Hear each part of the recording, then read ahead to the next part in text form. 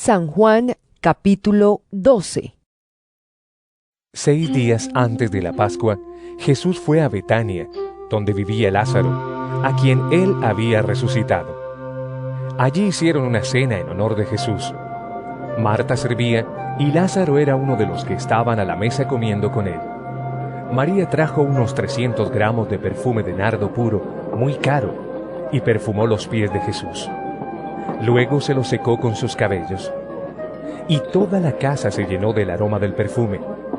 Entonces Judas Iscariote, que era aquel de los discípulos que iba a traicionar a Jesús, dijo: ¿Por qué no se ha vendido este perfume por el equivalente a salario de 300 días para ayudar a los pobres?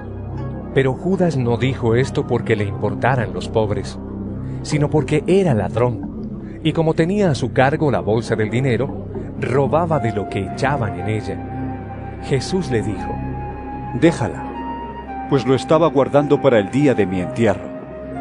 A los pobres siempre los tendrán entre ustedes, pero a mí no siempre me tendrán. Muchos de los judíos se enteraron de que Jesús estaba en Betania y fueron allá, no solo para ver a Jesús, sino también a Lázaro, a quien Jesús había resucitado. Entonces los jefes de los sacerdotes decidieron matar también a Lázaro, porque por causa suya muchos judíos se estaban separando de ellos para creer en Jesús. Mucha gente había ido a Jerusalén para la fiesta de la Pascua. Al día siguiente supieron que Jesús iba a llegar a la ciudad. Entonces cortaron hojas de palmera y salieron a recibirlo gritando: ¡Hosana! ¡Bendito el que viene en el nombre del Señor, el Rey de Israel! Jesús encontró un burro y montó en él, como se dice en la Escritura: No tengas miedo, ciudad de Sión. Mira, tu rey viene montado en un burrito. Al principio, sus discípulos no entendieron estas cosas, pero después, cuando Jesús fue glorificado, se acordaron de que todo esto que le habían hecho estaba en la Escritura y se refería a él. La gente que estaba con Jesús cuando él llamó a Lázaro de la tumba y lo resucitó, contaba lo que había visto. Por eso, la gente salió al encuentro de Jesús porque supieron de la señal milagrosa que había hecho.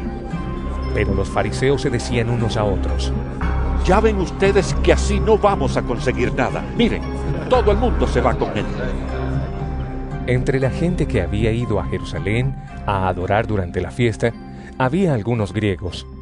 Estos se acercaron a Felipe, que era de Betsaida, un pueblo de Galilea, y le rogaron: Señor, queremos ver a Jesús. Felipe fue y se lo dijo a Andrés, y los dos fueron a contárselo a Jesús. Jesús les dijo entonces: Ha llegado la hora en que el Hijo del Hombre va a ser glorificado. Les aseguro que si el grano de trigo al caer en tierra no muere, queda él solo. Pero si muere da abundante cosecha. El que ama su vida la perderá, pero el que desprecia su vida en este mundo la conservará para la vida eterna. Si alguno quiere servirme, que me siga, y donde yo esté, allí estará también el que me sirva. Si alguno me sirve, mi Padre lo honrará. Siento en este momento una angustia terrible. ¿Y qué voy a decir? Diré: Padre, líbrame de esta angustia. Pero precisamente para esto he venido. Padre, glorifica tu nombre. Entonces se oyó una voz del cielo que decía: Ya lo he glorificado, y lo voy a glorificar otra vez. La gente que estaba allí escuchando decía que había sido un trueno, pero algunos afirmaban: Un ángel le ha hablado. Jesús les dijo: No fue por mí por quien se oyó esta voz, sino por ustedes. Este es el momento en que el mundo va a ser juzgado, y ahora será expulsado el que manda en este mundo. Pero cuando yo sea levantado de la tierra, atraeré a todos a mí mismo. Con esto daba a entender de qué forma había de morir. La gente le contestó: Por la ley sabemos que el Mesías vivirá para siempre. ¿Cómo pues dices tú que el Hijo del Hombre tiene que ser levantado? ¿Quién es ese Hijo del Hombre? Jesús les dijo: Todavía estará entre ustedes la luz, pero solamente por un poco de tiempo. Anden pues mientras tienen esta luz, para que no les sorprenda la oscuridad. Porque el que anda en oscuridad no sabe por dónde va. Crean en la luz mientras todavía la tienen, para que pertenezcan a la luz. Después de decir estas cosas, Jesús se fue y se escondió de ellos. A pesar de que Jesús había hecho tan grandes señales milagrosas delante de ellos, no creían en él, pues tenía que cumplirse lo que escribió el profeta Isaías. Señor, ¿quién ha creído nuestro mensaje? ¿A quién ha revelado el Señor su poder? Así que no podían creer, pues también escribió Isaías.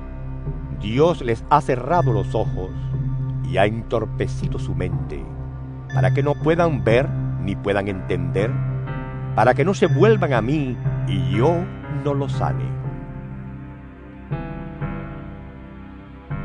Isaías dijo esto porque había visto la gloria de Jesús y hablaba de él. Sin embargo, muchos de los judíos creyeron en Jesús, incluso algunos de los más importantes, pero no lo decían en público por miedo a los fariseos, para que no los expulsaran de las sinagogas. Preferían la gloria que dan los hombres a la gloria que da Dios. Jesús dijo con voz fuerte: El que cree en mí no cree solamente en mí, sino también en el Padre que me ha enviado. Y el que me ve a mí ve también al que me ha enviado. Yo, que soy la luz, he venido al mundo para que los que creen en mí no se queden en la oscuridad. Pero a aquel que oye mis palabras y no las obedece, no soy yo quien lo condena, porque yo no vine para condenar al mundo, sino para salvarlo. El que me desprecia y no hace caso de mis palabras, ya tiene quien lo condene. Las palabras que yo he dicho lo condenarán en el día último, porque yo no hablo por mi cuenta. El Padre que me ha enviado me ha ordenado lo que debo decir y enseñar. Y sé que el mandato de mi Padre es para vida eterna. Así pues, lo que yo digo, lo digo como el Padre me ha ordenado.